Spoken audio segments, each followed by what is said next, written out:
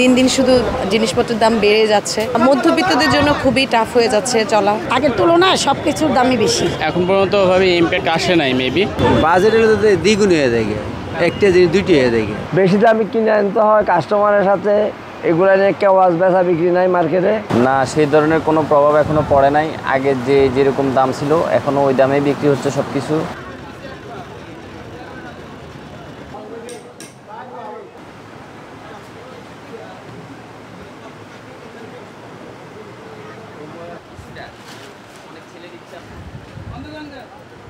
দিন দিন শুধু জিনিসপত্রের দাম বেড়ে যাচ্ছে, মধ্যবিত্তদের জন্য খুবই টাফ হয়ে যাচ্ছে চলা।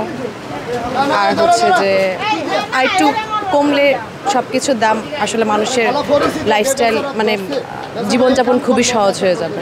মানে বেড়েই যাচ্ছে, কমার নামই নিচ্ছে না। ধরেন তেলের দাম বেড়েছে, তারপর হচ্ছে কাঁচা সবজির দামও তো প্রায় বেড়েই চলছে।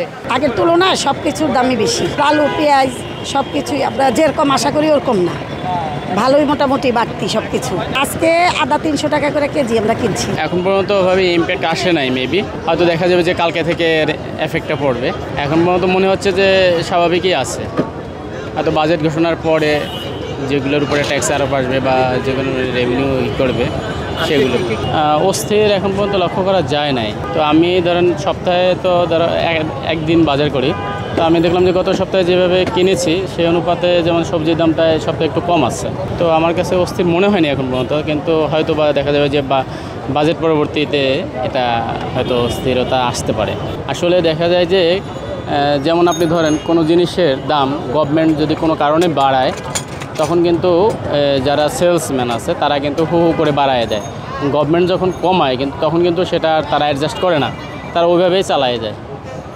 আসলে এটা তো আমরা যারা এই বিক্রেতা আছে বা সিন্ডিকেট আছে, আসলে তারাই এইগুলো মেনটেন করে, যেটা আমাদের সাধারণ জনগণের জন্য খুবই অস্বস্তিকর অবস্থা। বাজেটের দ্বিগুণ হয়ে যায়, একটা জিনিস দুইটি হয়ে যায়।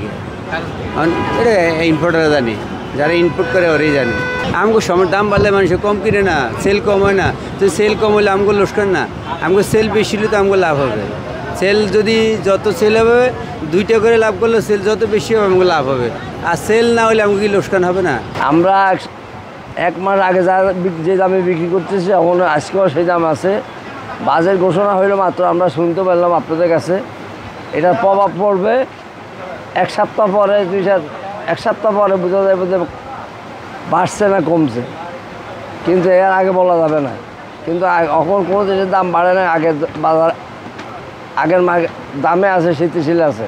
যেটা বাড়ার একবারে বাড়ছে আর কমতে আছে না।